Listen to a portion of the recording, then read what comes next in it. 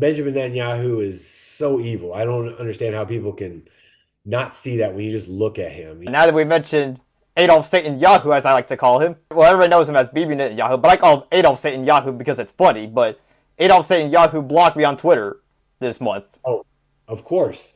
And Jack, I have to tell you first that I had to receive 250 signatures. Guess how many I received? All right, what is up, everybody? Today I am joined by the great Brian McGinnis.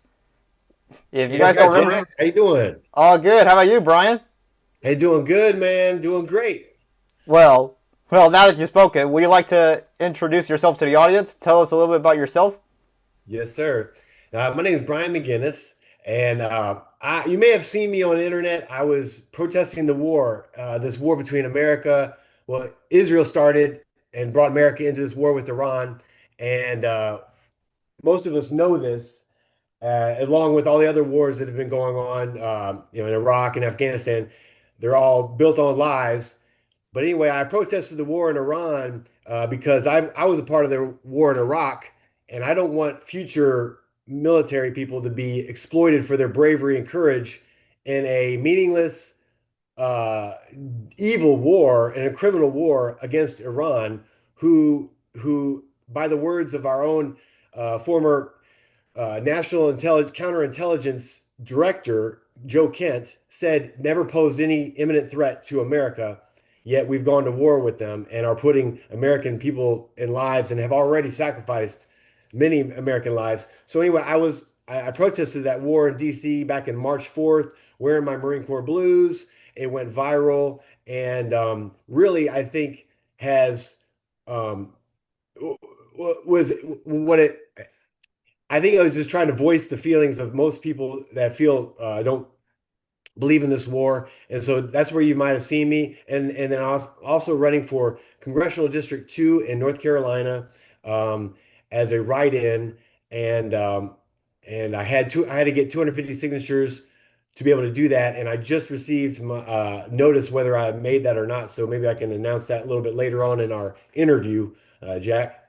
But that's who I am, and and I know Jack because he and I both live in near Raleigh, North Carolina, and so that's a little bit about who I am and how I know Jack and how we're here together.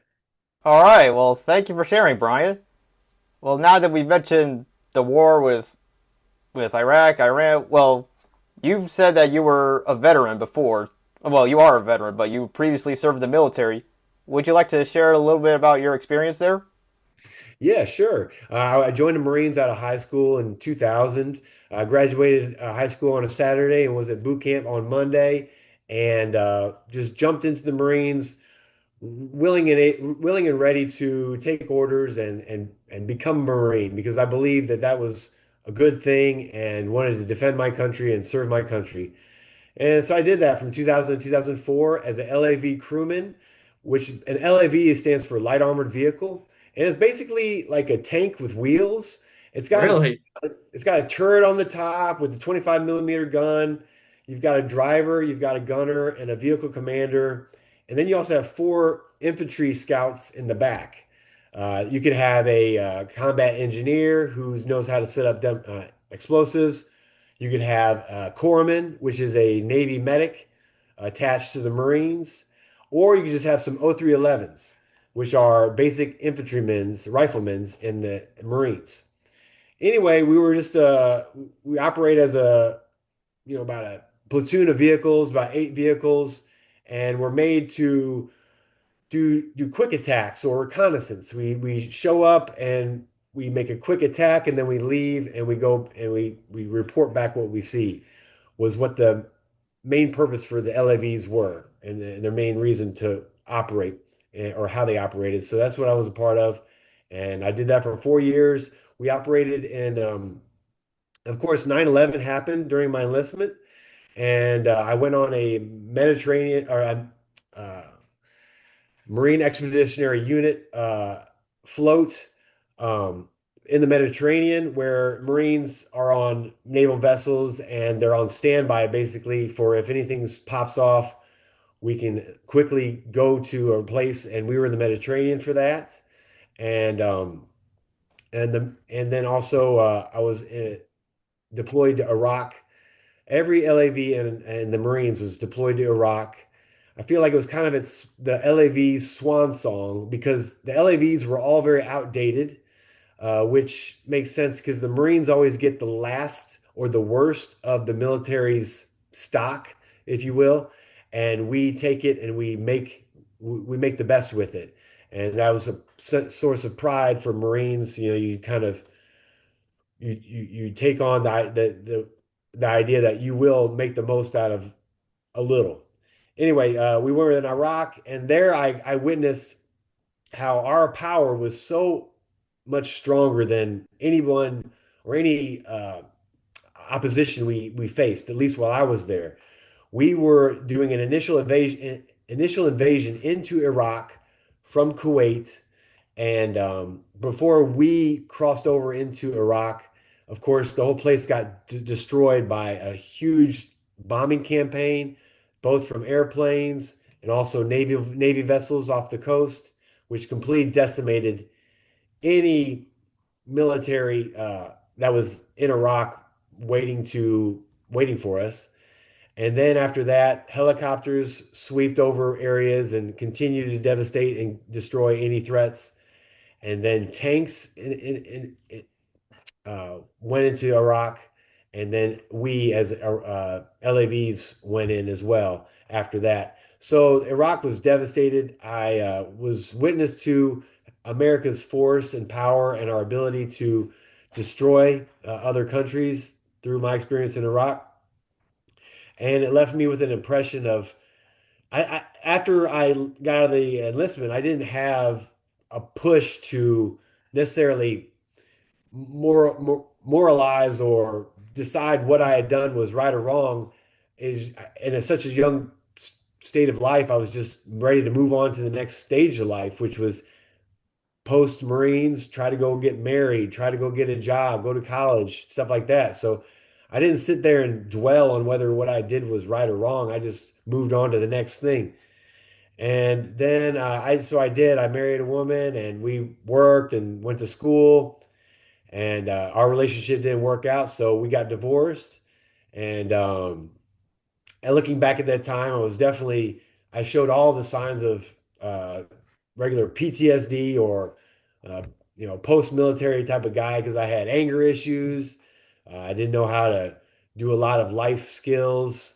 I knew how to be a Marine, but Marines and civilian life don't coincide too well. So I was very wet behind the ears with trying to navigate normal life. So it was very tough. And so my first marriage suffered greatly from that. But thankfully, we didn't have any children, and we were just able to go our separate ways. After that marriage, I joined the fire department in Raleigh, North Carolina. Was an amazing job to embark on, amazing people to work with, amazing set of skills to learn, and a uh, great service to join and to provide. I felt very prideful for using my work ethic in order to help the community I lived in. So I worked for the fire department for 19 years, but um, prior to this, while I was in the fire department, I met my wife, who is now my wife, Hanadi Ali, who is a Palestinian American. And through our relationship, she had been married before, I'd been married before. We really just took our time in getting to know each other and respectfully understanding each other and just being friends first and foremost. And through that process, she enlightened me about her people's uh, serious situation in Palestine, how Palestine's been oppressed militarily over, 70 years at that time. And so I had a specific experience of occupation, but as an occupier. And now I'm hearing about how it is to be an occupied person, and seeing from both sides allowed me to try to contextualize my own experience as a Marine and also see what is America really doing. and then also take in the news that we're seeing every day about the ongoing attacks or the ongoing wars that happened, that continued in Iraq, that went in Afghanistan, and now are starting to reignite in Iran. And it's just the same old story. It's a bunch of lies just to push us into a war where big rich people profiteer over the weapons manufacturing companies and their investments.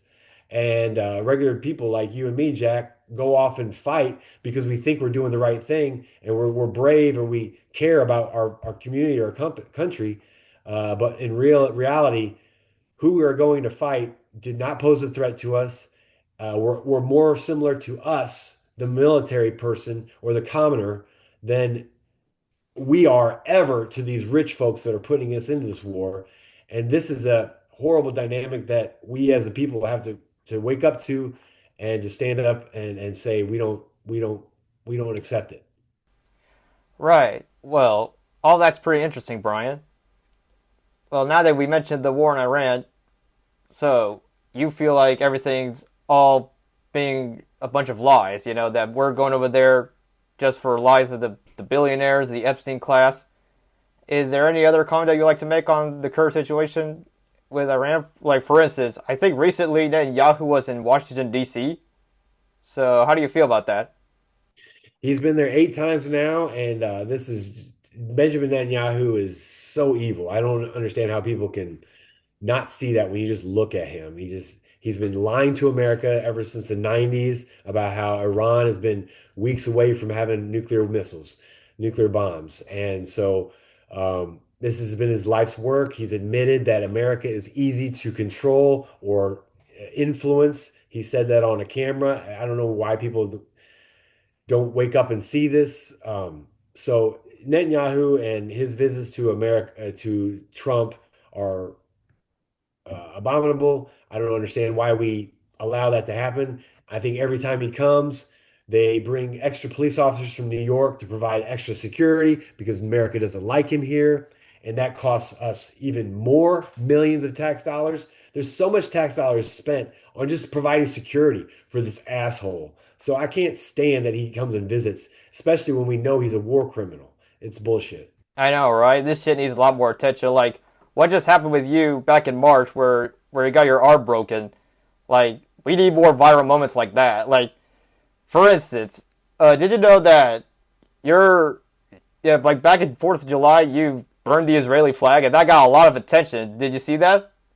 Yeah, yes, we did. I saw people on Twitter were posting videos about that. Yeah. Yeah, we need more shit like that. Definitely. I agree. I agree, Jack. Eric Warsaw, myself, and William Asfor spent some time together on July 4th, and we're all pro-Palestine. We're all against Israel's influence in America and bring us these wars. So we want to, spread that message to everyone and know that we have to, it's dire importance that we break ourselves from our connection with Israel because they are leading us into war. They have no cares about us as a country. They only care about our military might and want to use us. Yeah, burn that flag to the fucking ground. Fuck yeah. Yeah. Yeah. Oh, and fun fact for you all. Yeah, now that we mentioned Adolf Satan Yahoo, as I like to call him. Well, everybody knows him as Bibi Yahoo, but I call him Adolf Satan Yahoo because it's funny. But Adolf Satan Yahoo blocked me on Twitter this month. Oh, of course. What would you say to him that probably made him block you? There was this video that Trump made. It was an AI video of Trump derangement syndrome, where Trump is acting as a doctor, and he's got a whole bunch of people who are anti-Trump. He's curing them of Trump derangement syndrome. Then Yahoo posted a similar video about himself. Well, he posted it in Hebrew, which I don't understand what he's saying, but I don't give a shit because I imagine it's the exact same thing. And I said, "Fuck yourself, Adolf Satan Yahoo." Yeah, something like that. I say, "Fuck yourself." I posted a picture of him with the Hitler mustache, and that's when he blocked me.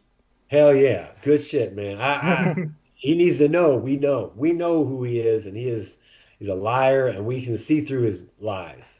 And another fun fact for you, Brian. There's this website called Stop Anti-Semitism. I think recently they posted you as Anti-Semite of the Week.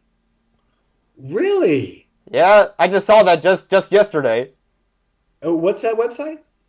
I think it's called Stop Anti-Semitism. Okay. Well, I'm not anti-Semitic, but we all know how they use that term now is to try to shut people down from speaking against Palestinian oppression and killing. We're all about peace, you and I, Jack, and we Right. hate this Netanyahu fucker because he is not about peace. He's about killing Palestinians and killing innocent women and children and men. So anti-Semitism is just an excuse, and I think people are waking up, and that's not working anymore. I just listened to Dr. Norman Finkelstein, and he himself even admitted that the word the claim of anti-Semitism has lost all of its value. It doesn't really mean anything anymore Right. just to the Right. Like, common people. yeah, because, like they just simply, yeah, it's just simply a way to shut up people from debating, basically. Yeah. The typical virtue signaling stuff that we see a lot. So, yeah, especially when the Israeli dick force, by the way, the IDF, everybody calls it the Israeli Defense Force. I call it the Israeli Dick Force. So whenever you hear the word IDF on this channel, that's what it means. The Israeli Dick Force. The There you Israeli go. Dick Force is going out there killing women, killing children, and they just call us anti-Semites to shut us up, basically. Exactly, Jack. And yeah, those fucking cowards, Zionists are willing to kill for Israel, kill uh, defenseless people, but they're not willing to die. And now that Iran is targeting them, and they you know are actually fighting someone who can fight back, we're gonna see how they do, when somebody can fight back. Like I said, Zionists are willing to kill for Israel, but they're not willing to die. Yeah, and the worst part is that America is out there helping them do that type of bullshit.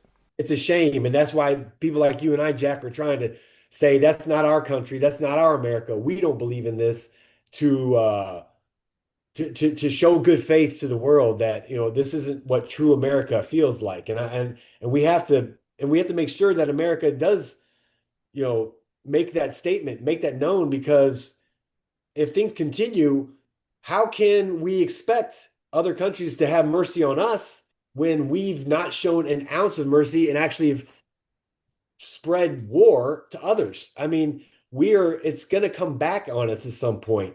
It's just the law of nature or law of things. And the rich people don't care about this. They think they can somehow avoid being held accountable. Uh, Accountability is going to come one way or the other. We need to make sure we delineate that accountability to who truly deserves it. And those are the fucking millionaires that are coercing this war, and not the common people in this world. So we're speaking up for the innocent people all over the world, uh, and for peace and against these Epstein class sleaze bags who are just excited about making more money. Right. I feel like that's the real reason why, Trump and, the billionaire class, they're out there supporting this war, just so people could shut up about Epstein and all that. But now that we're talking about America fucking up other places, well, America is not doing well with its own citizens here as well, because ICE this year has killed Renee Good, they've killed Alex Preddy, and more recently they've killed, I think, at least two Hispanic immigrants, I think they were. I forget their names, but yeah. And because of that, I see our fellow leftists are out there saying that we need to abolish ICE, which I think I'm on board with that, because especially with what we just saw with Renee Good and Alex Perez, like that shit is like, no, we can't reform that. Like if that were like the fucking Gestapo, obviously we would all look at that shit like, nope, there's no reform of that. We need to abolish that. But the issue is that if we're gonna abolish ICE, and if building a wall is a bad idea, then what should be the solution for immigration? Like, obviously, we can't let everybody like come into this country. Like, for instance, criminals, gangsters, thugs, those type of people should not be allowed to come here to trash the place. But any law-abiding citizen that wants to live their life with their children, with their families, their parents, obviously they should be allowed to come here and have the same rights as everybody else. So, what do you think the best solution to immigration would be? I First off, fuck ICE. Second off, I don't care what race you are. If you're breaking the law, go to jail, be punished. But ICE is very unfairly targeting Latino people and wearing masks. My police don't need to wear masks. They have integrity. They don't need to hide themselves. ICE, they all wear masks because they know they're doing evil work, targeting again defenseless people who are trying to do right through the immigration courts or are paying tax dollars or working hard trying to take care of their family, and then they are the ones that are being targeted by these violent, aggressive, bonus receiving young men who don't have an ounce of integrity because why else are they wearing masks? Because they can't Hmm. stand strong behind what they're doing. So fuck ICE, fuck this establishment that is targeting Latino people over everybody else when God knows there's hundreds of thousands of Europeans who don't have their fucking papers in order.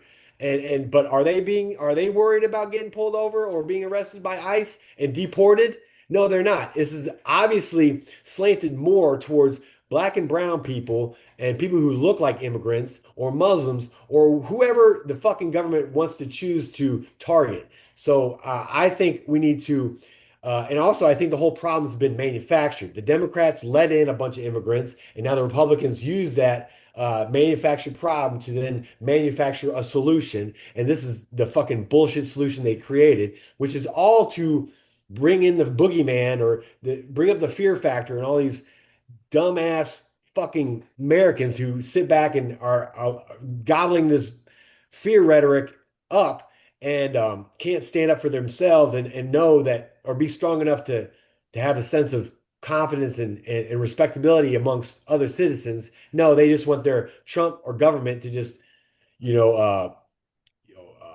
persecute these lesser people in their minds and brings them some type of feeling of security, which is all horse shit. I think we need to just reinforce our immigration staff and working force with many more immigration officers, and so that the people who want to join this or come to this country legally can. And we need to spruce up our border security numbers so that that can be better handled and people who are wanting to come to this country just develop a larger infrastructure to handle that and have strong policy that will keep families together and keep people in queue so that they can join our country legally instead of just relenting to joining illegally because of our lack of our in our unable system. So we need to buff up our system. Right. Sounds about right. Yeah. Especially what ICE is doing to Latinos and other law-abiding citizens is absolute bullshit.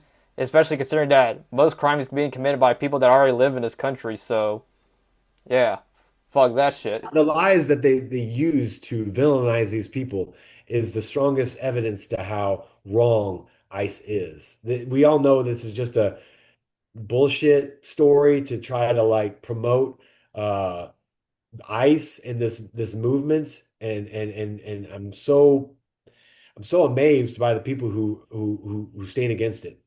All It's really right. shows a lot of strength. All right. So another question I want to ask is, well, since we both live in North Carolina, I feel like this is kind of personal to us, but North Carolina and probably some other states too are experiencing a a huge fucking drought. Like there's barely any rain that's coming here, and that's fucking up a lot of farmers because they need the rain to feed their crops to feed their animals. And our fellow leftists say like this is mostly because of data centers. So what do you think is the solution to that?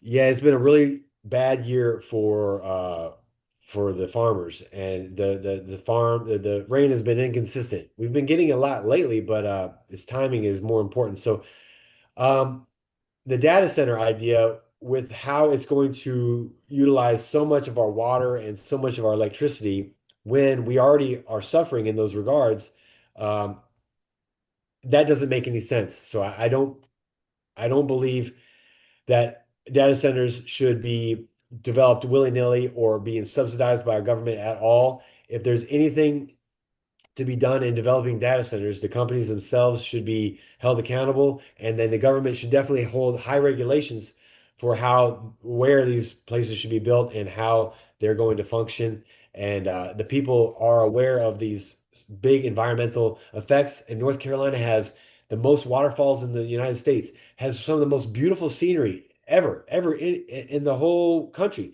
So this is an asset we must protect as North Carolina. We must be good stewards of our land. So we can't just, bend over backwards for these, surveillance companies and data centers who want to, build on our land and take up all our resources and not even really present much value other than AI that it's going to really bring commercial businesses.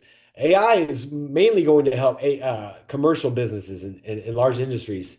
It's not going to help the common man. Yeah, I know you and I, Jack, might use it for spell check here or there or Right, totally, yeah. researching, but the main factor is data storage for big companies and big government. And then also it brings you back to Big Brother and how these flock cameras and how they're gonna, store all this information for surveillance purposes and how will that all manifest in our freedoms being overstepped on. So I don't like data centers. I think we need to step forward in that.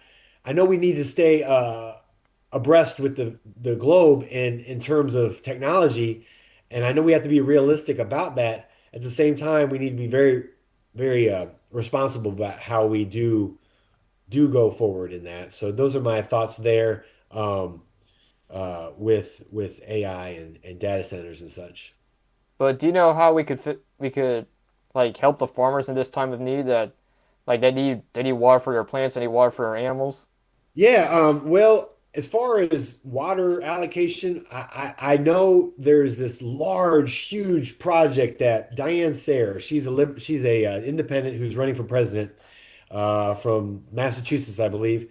She's a wonderful woman, and she's brought up this amazing idea. Well, it's not her idea, but it's scientists have developed this plan of how there's the large mountain range up in northern Canada and 70% of its watershed goes directly into the Pacific Ocean.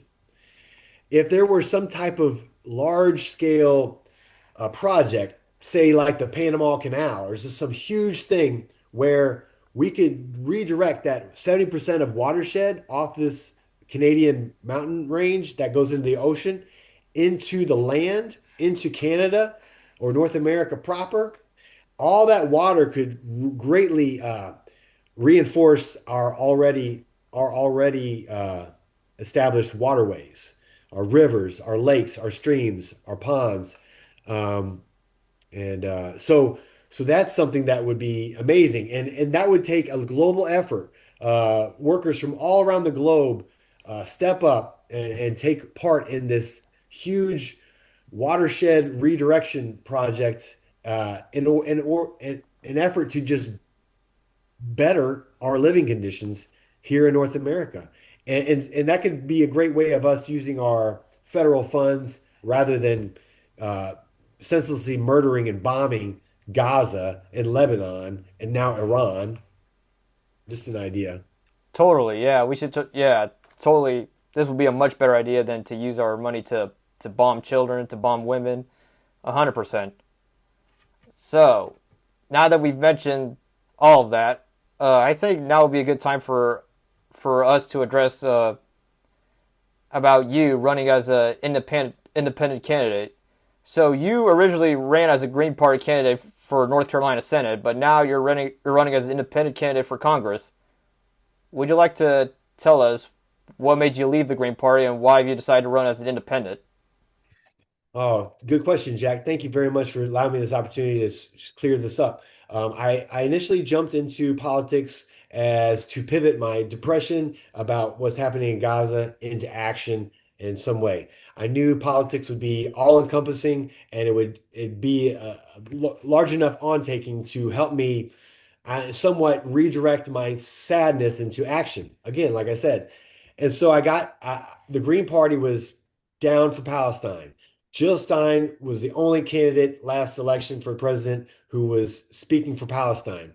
So that grabbed my attention, and I was very supportive of her and the Green Party. And then I got involved with the Green Party and on some of their weekly calls or monthly calls, and really enjoyed getting to know them, and really respected and appreciated what they stood for. And so they needed people to run and to, bring awareness to their party and to their cause. And I believed in it enough to where I said, yeah, I'll do it. And so I stepped up, and I thought the Senate race was a big race, but again, like I was looking for something to keep me very busy. So I was ready to take it on, and so with the Green Party's help, I got involved and got myself into politics as this run for Senate. But then after March 4th and my hearing protest, things really escalated, and I got a lot of more attention. And the Green Party built a committee team around me, campaign committee. And while we worked together, um, the pressure of what to say, what not to say, what do politicians, what you're supposed to do as a politician, started to come in on me. And in my mind, I wanted to talk to anybody and everybody on how to develop strategies or ways to overcome America and North Carolina's issues. And a big problem to me was America's funding of Israel with money that could very well help Americans rather than go to a war or fund another nation. So with their free Medicare and free education, all that stuff. So I was thinking we need to do all we can to talk about this so that we bring these foreign funds back to ourselves. So I was talking with people like Dan Bilzerian. I was talking to people against Kerry Prigine Bowler. I was talking to Eric Warsaw. I've been talking to lots of people, and the Green Party did not like me talking to those people because they said that those people were racist. They said that those people were anti-Semitic. They said that those people were did not were white supremacists, and those labels they were putting on these people that I was meeting and getting to know didn't vibe. I didn't agree with those things. And then also the leader of AZAPAC, Anti-Zionist American Political Affairs Committee, his name's Michael. They told me he was a racist and he's anti-Semitic. And kind of like we spoke about earlier, Jack, the anti-Semitic label is just kind of worn out a little bit and a little overused. So when the Green Party started using that and started denouncing people that I thought would be valuable to the cause, the Green Party and I started having a problem. We uh, we really started butting heads, and they gave me an ultimatum saying if I don't, you know, heed their advice on who I can and can't talk with, then I can't be on their ballot. So I respectively stepped away from the Green Party and did what I could to continue running. And I changed races. While I step away from the Green Party, the people I've met in the Green Party, I still love. One of those people I really love is Michael Dublin. He's running now for Senate in North Carolina. And he and I switched races. He was running for Congress District 2, and I was running for Senate. We switched places. Now I'm running for Congress District 2, and he's running for Senate. And I greatly endorse Michael Dublin, Green Party for Senate. He's a great man. He's a lifelong educator. He was a Marine veteran. He cares about America. He cares about doing what's best for North Carolina. So if anybody is out there, check him out. Michael Dublin for North Carolina Senate.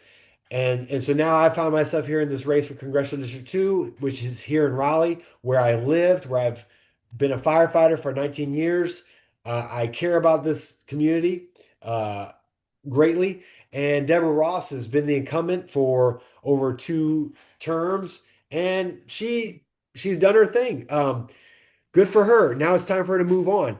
She supposedly signed on with Thomas Massey on the stop funding Israel plan just recently, but prior to that, she did not vote against the block the bomb. She did vote against the Block the Bombs campaign. So she made this last vote because she knew it was a safe vote. She doesn't care about Palestine. She doesn't care about Mm. stopping this war. She cares about her own role as a politician. So she did vote for Thomas Massey, but she knew Thomas Massey wasn't going to pass. So it was a safe vote just for her own political well-being. So that's bullshit. So for that reason, I think she needs to be out. I think I need to be voted in. And I think I need to be voted in because I'm a regular person who cares about humanity over my own pocketbook. I don't care about making billions. I care about my children's well-being. I care about the status of North Carolina schools. I care about North Carolina jobs. I care about North Carolinians. I don't care about myself. I'm here to be a public servant like I have been all my life as a Marine, as a firefighter. Now I'm stepping into politics, and nothing will change in my attitude or my efforts or my goal, which is to continue helping the public, which will in turn help me, my family. That's why I'm in this race, and that's where I've come to this point. And Jack, I have to tell you first that I had to receive 250 signatures. Guess how many I received? How many? I got 563 signatures, but they weren't all validated. You have to be a registered voter in Wake County. You have to write in everything legibly. You have to do all these things. Well, out of the 563 signatures that I did get, I got 263 validated signatures. Nice. So I met my $250 or 250 quota. So I'm still on the ballot as a write-in. Well, good job, Brian. Thank you. Yep, everybody give Brian a round of applause for that. So I have one more question, Brian, but I'm afraid this Zoom link is about to end soon, so I think I'm gonna have to start a new one. So I All guess right. it's time. So I guess it's time for a little break. All right. Yeah, we'll be right back shortly. Sounds good. Y'all like the video so far? Well, now would be a good time to talk about the End the Two-Party System Network. The End the Two-Party System Network is a network of many different political commentators from all different sides of the political spectrum who are fighting against the two main parties that are fucking everybody up. If you want to support this network, go subscribe to their channel. And while you're at it, please subscribe to any content creator that works for them, like myself. I'll leave the link to their channel in the description so that way you can check them out and see what they're about. So any support from my fellow content creators at the ETPS network will be really appreciated. And now, back to the video. All right. What's up? We're back. Alright. Yeah, we're back, everybody. So, I think Kat decided to show up on the camera. Kat want to be part of the interview too? Yeah, always. Yeah. Alright, so I've got one final question for you, Brian, which I think will be a good way to wrap up this interview. And I'm pretty sure it's a question that a lot of people probably have, but what's your strategy to win the midterms? Because I know people like to express skepticism of third parties and independents and stuff like that, which I think these people are wrong. I mean, we've seen time and time again what happens when the Democrats are in power. In fact, Biden's presidency should have been the final straw for a lot of these, vote blue no matter who types. Consider that, it was under Biden when the Gaza war began. So what's your strategy to win the midterms? Like, how can you prove these people wrong?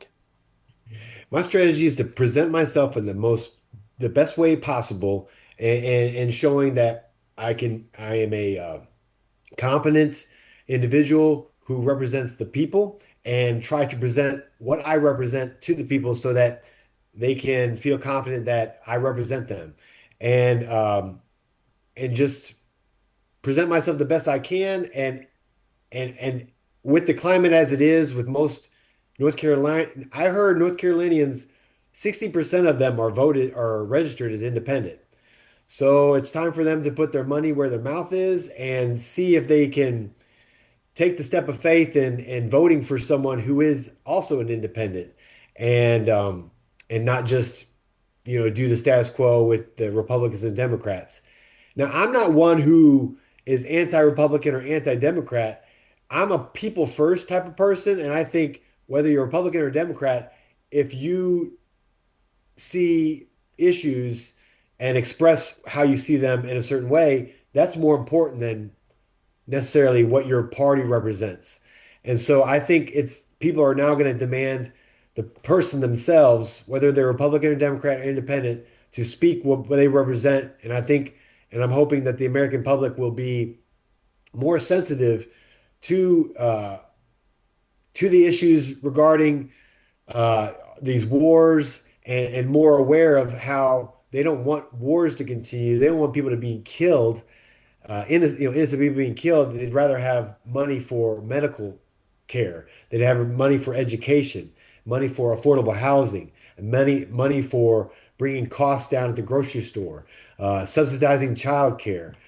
We need to help ourselves in that effort because here in America, we're working ourselves to the bone, handing our children off to daycares, which are amazing people who work those daycares.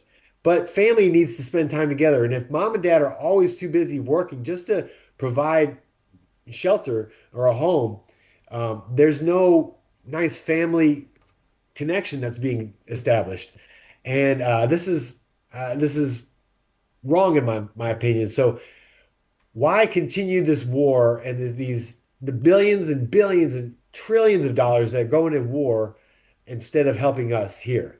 And so that's where I think anybody has a lot of leverage to speak on to hopefully gain votes and gain support because I think most of America doesn't want that, and I hope most of America can be suspicious enough of the Republicans and Democrats' track record of constantly supporting the military industrial complex and the wars and all that. So they gotta hopefully they can read me as a genuine person who detests this behavior by our government and as someone who will stand against that and will vote against that as their elected official.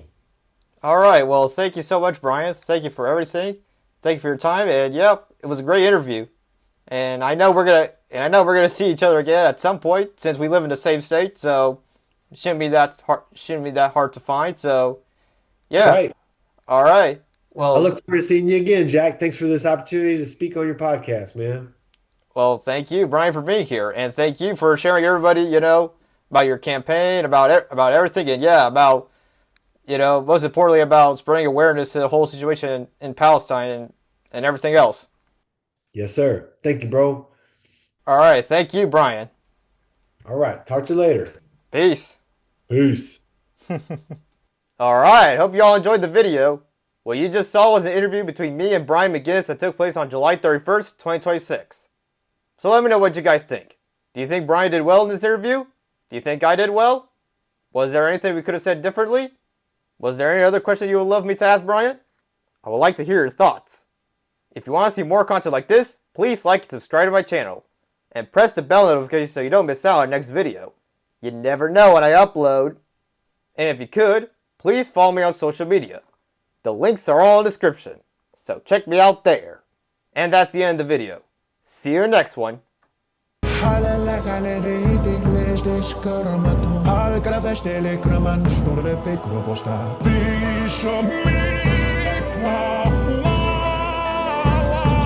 Mega King, Mega, Ultra Mega King. We gotta stop the Mega King. I'm the Mega King, Mega, Ultra Mega King. Get the FBI loaded up.